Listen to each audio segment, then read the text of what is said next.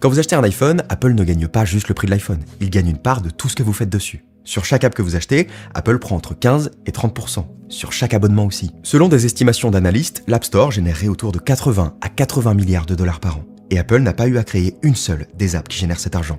Apple a juste construit la plateforme. Qu'est-ce qui se passe si Apple dit, ce qui est objectivement vrai, le Vision Pro, c'est le meilleur cinéma au monde?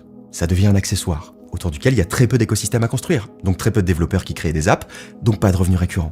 Mais si Apple dit, le Vision Pro, c'est un ordinateur spatial, qu'est-ce que ça devient?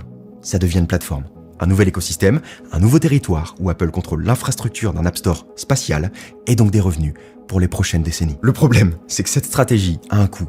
Personne ne comprend ce qu'est vraiment le Vision Pro. J'ai parlé plusieurs fois du produit sur cette chaîne, j'en parle souvent aux gens. C'est peut-être la meilleure technologie que j'ai jamais eue entre les mains, mais tout le monde s'en fout un peu, parce qu'il est impossible de se projeter dans le discours de l'ordinateur spatial. Apple a construit le plus beau parc du monde, les attractions sont extraordinaires, la NBA en courtside, les dinosaures, le cinéma, tous ceux qui en ressortent sont bluffés, mais devant le parc, au lieu d'écrire le meilleur cinéma au monde, Apple a écrit ordinateur spatial. Et c'est là que le vrai problème commence, parce qu'une plateforme, ça se décrète pas du jour au lendemain, ça se construit.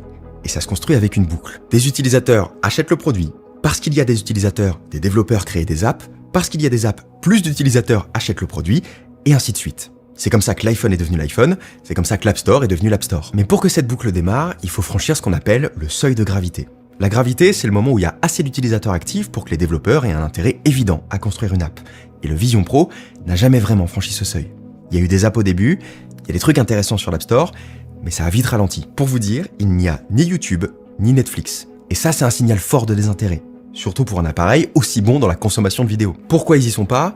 Il y a peut-être un petit peu de stratégie de concurrence, mais développer une app, ça coûte aussi de l'argent. Et ils voient un produit à 4000 € qui concerne seulement quelques centaines de milliers d'utilisateurs, alors ils font le calcul. Ce désintérêt du public et des développeurs se traduit par un ralentissement du projet. Pourtant, malgré ce qu'on lit, et qui est sûrement vrai, je conteste pas du tout les infos, je crois pas qu'Apple abandonne le produit. En octobre 2025, ils ont même sorti cette petite mise à jour matérielle, avec un processeur plus récent, et ce nouveau bandeau plus confortable. Et surtout, les contenus immersifs continuent à sortir. La NBA en courtside en live, c'est le plus gros contenu immersif qu'Apple ait sorti. Mais le problème principal, c'est que si c'est un ordinateur, alors il est très mauvais. Et c'est pas juste une question de temps ou d'application, c'est un conflit plus profond que ça. Un ordinateur, c'est une machine à produire du texte. Vous tapez au clavier, vous sélectionnez du texte, vous copiez-collez, vous tapez encore au clavier. 80% de ce que vous faites sur un ordinateur, c'est du texte.